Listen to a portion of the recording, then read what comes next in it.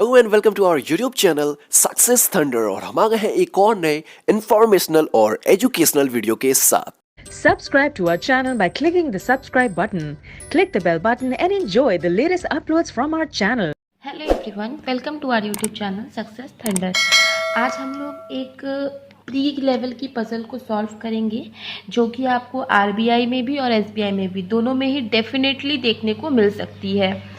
और जैसा कि आप लोग जानते हैं कि प्री में समय हम लोगों को अब काफ़ी कम मिलता है, तो हम लोगों को क्वेश्चन को जल्द से जल्द सॉल्व करने की कोशिश करना होगा, तभी हम लोग अपने कंपटीशन में बाकी बच्चों से आगे निकल पाएंगे। तो अभी मैं आपको क्वेश्चन दिखाऊंगी, आप स्क्रीनशॉट लीजिए, उसको खुद से सॉल्व करिए, उसके बाद मेरी वीडियो पूरी देखिए और साथ ही साथ हम लोग सिलॉग का क्वेश्चन भी सॉल्व करेंगे। तो आइए हम लोग देखते हैं कि आपकी क्या अप्रोच है, मेरी क्या अप्रोच है और कैसे सॉल्व करके हम लोग ज़्यादा से ज़्यादा क्वेश्चन कम से कम समय में सॉल्व कर सकते हैं। तो और सबसे इम्पॉर्टेंट बात, मोस्ट इम्पॉर्टेंट बात कि आप लोग अगर चैनल पे पहली बार आ रहे हो तो चैनल को सब्सक्राइब ज़रूर कर दीजिएगा और इसके अलावा जितना हो सके ज़्यादा से ज़्यादा शेयर करिए, क्योंकि आपके शेयर की बहुत ज़रूरत है दोस्तों। चलिए फिर देख लीजिए, एक बार क्वेश्चन देख लीजिए। ये है क्वेश्चन, इसको देखिए, स्क्रीनशॉट लीजिए, उसके बाद इसको सॉल्व करिए और फिर एक बार वीडियो में आइए, पूरा वीडियो वॉच करिए और देखिए कि मैंने क्या अप्रोच लगाई है जिससे कि मैंने इस क्वेश्चन को सॉल्व किया है कम से कम समय में। चलिए दोस्तों, अब क्वेश्चन को पढ़ना शुरू करते हैं। तो देखिए क्वेश्चन में क्या लिखा है। 20 persons are standing in a straight line facing north. 20 लोग हैं जो लोग स्ट्रेट लाइन में खड़े हैं नॉर्थ की तरफ फेस करते हुए। And there are only 3 students between J and K. J और के बीच में केवल 3 ही स्टूडेंट हैं। L is standing exactly between J and J. ठीक है, देखिए जे और के बीच में 3 स्टूडेंट है, ठीक है, और इन दोनों के एग्जैक्टली बिटवीन में एल होगा तो कहाँ आएगा, यहाँ पे आएगा, बिल्कुल बिटवीन में। There are more than 4 students between J and M. M is standing 6 to the right of L.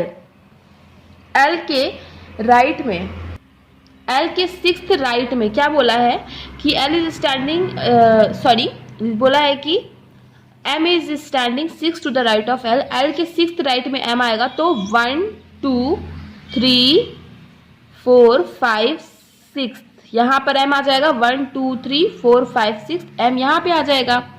और क्या बोला था कि there are more than 4 students between J and M. J और एम के बीच में 4 से ज़्यादा स्टूडेंट्स हैं। तो देखिए दोस्तों, अगर मान लीजिए जे हम यहाँ रखते हैं तो क्या जे और एम के बीच में 4 से ज़्यादा स्टूडेंट हो पाएंगे? नहीं। तो इसका मतलब के यहाँ पे आएगा और जे यहाँ पे आएगा। आगे लिखा है N is standing 4th from the right end of the line. अच्छा, एन जो है वो राइट एंड से चौथे पे खड़ा है, राइट। आगे लिखा हुआ है J is standing 6th from the left end. तो पहले हम लोग इसी को कर लेते हैं क्योंकि जे की हमें प्लेस पता है और ये क्या बोला, लेफ्ट एंड से 6th है, मतलब यहाँ पे और 5 लोग होंगे, राइट। 1 2 3 4 5 और ये 6th हो गया। अब देखिए कितने टोटल हम लोग सेट कर चुके हैं स्टूडेंट। 1 2 3 4 5 6 7 8 9 10 11 12 13 14 हम लोग कर चुके हैं और हमें 6 स्टूडेंट और करने, क्योंकि 20 स्टूडेंट ही थे। और क्या बोला था कि एन जो है राइट एंड से क्या है, 4th पर है। चूंकि 14 हो चुके हैं तो 6 और आएंगे, तो 1 2 3 4 5 6 जगह नहीं है तो इसलिए हम यहाँ पे लिख देते हैं। और बोला था एन फोर्थ पढ़ते हैं तो 1 2 3 4th, तो एन कहाँ पे आ जाएगा, यहाँ पे आ जाएगा। ये हो गया टोटल 20 लोग, ये हो गया यहाँ पे पर्सन्स का अरेंजमेंट। तो देखिए काफी आसान सा क्वेश्चन था, मगर प्री में ऐसे ही क्वेश्चंस आते हैं और ये बंच में आते हैं, 5 नंबर लेकर आते हैं अपने साथ। तो इन सब क्वेश्चन की प्रैक्टिस भी आप करते रहिए जिससे कि आपको कोई दिक्कत ना हो एग्जामिनेशन में सॉल्व करने पे, ठीक है। चलिए फिर, ये आपका हो गया है, ये वाला क्वेश्चन हमने सॉल्व कर लिया है। अब हम लोग एक कुछ इस टाइप के क्वेश्चन सॉल्व कर लेते हैं, सिलॉग्स के क्वेश्चन सॉल्व कर लेते हैं। तो देखिए क्वेश्चन में लिखा है all cherry are pear, some orange are mango, no mango is cherry. तो ये काफ़ी आसान होता है, तो इसको मैंने हिंदी में दिया नहीं है, फिर भी मैं हिंदी में बोल देती हूँ। ऑल चेरी आर पियर मतलब सारे के सारे चेरी जो है वो पियर है। तो इसको कैसे आप बनाओगे, देखो सारे के सारे जो चेरी हैं वो क्या होंगे, वो पियर होंगे। ठीक है, देखिए सारे के सारे चेरी पियर हो गए। आगे क्या लिखा है, सम ऑरेंज आर मैंगो, कुछ ऑरेंज मैंगो है। तो अभी ऑरेंज मैंगो को यहाँ सेट नहीं कर सकते, तो आगे पढ़ते हैं। आगे लिखा है नो मैंगो इज चेरी, कोई भी मैंगो चेरी नहीं है। तो देखिए कोई भी मैंगो चेरी नहीं है, तो यहाँ से आप एक लाइन खींचिए, यहाँ तक ले आइए, सिर्फ चेरी से, कोई भी मैंगो चेरी नहीं है। ठीक है, आगे क्या था, सम ऑरेंज और मैंगो, कुछ ऑरेंज क्या है, मैंगो है। तो देखिए ऑरेंज का कुछ हिस्सा मैंगो में आ गया। तो इस तरीके से हम लोग ये डायग्राम बना लेंगे। अब देखिए आगे इसको सॉल्व करते हैं। तो देखिए आगे क्वेश्चन में क्या लिखा हुआ है, आगे लिखा हुआ है सम पियर इज नॉट मैंगो, कुछ पियर जो है वो मैंगो नहीं है।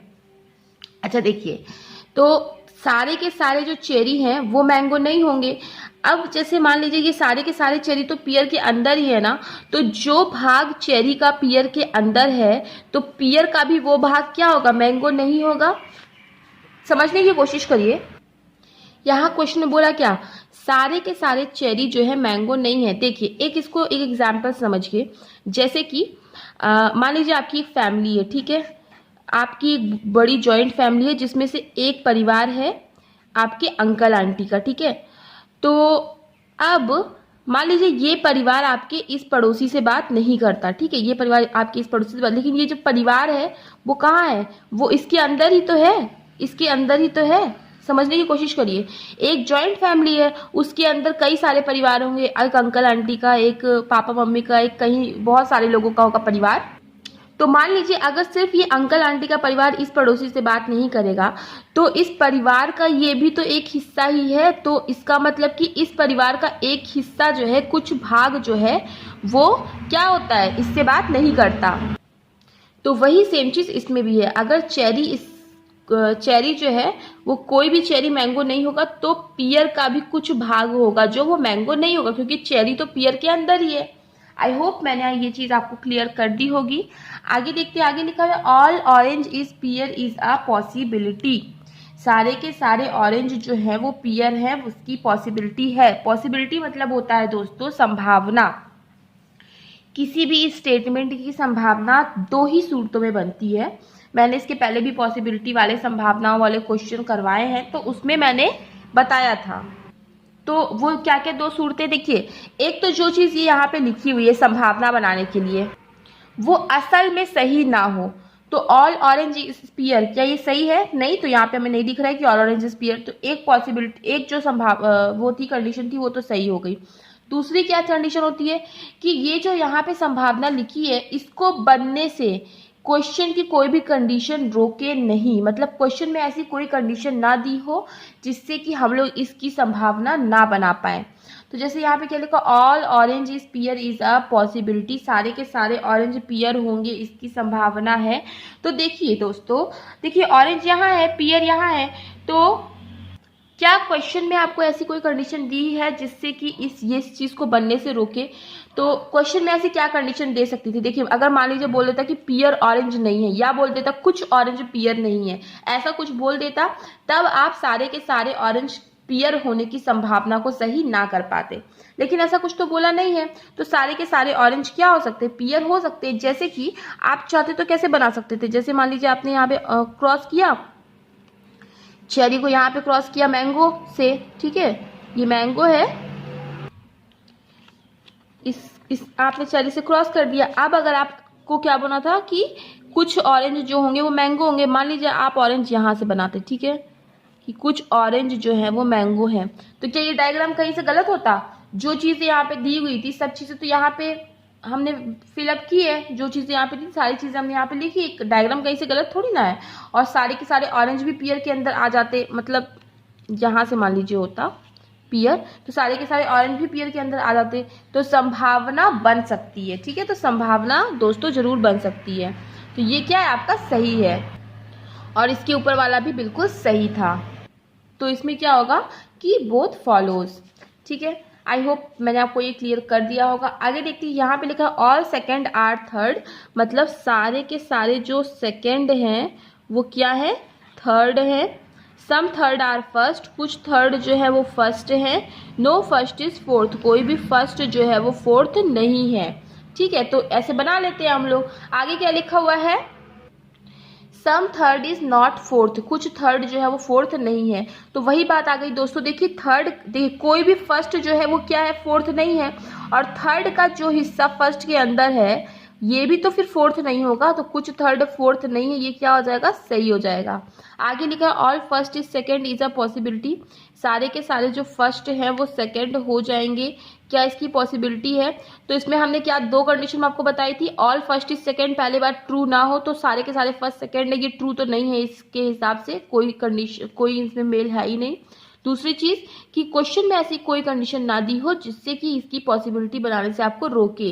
तो हाँ देखिए क्वेश्चन में भी ऐसी कोई कंडीशन नहीं दी है कि जिससे हम इसकी संभावना ना बना सके कि सारे के सारे फर्स्ट जो होंगे वो सेकंड होंगे।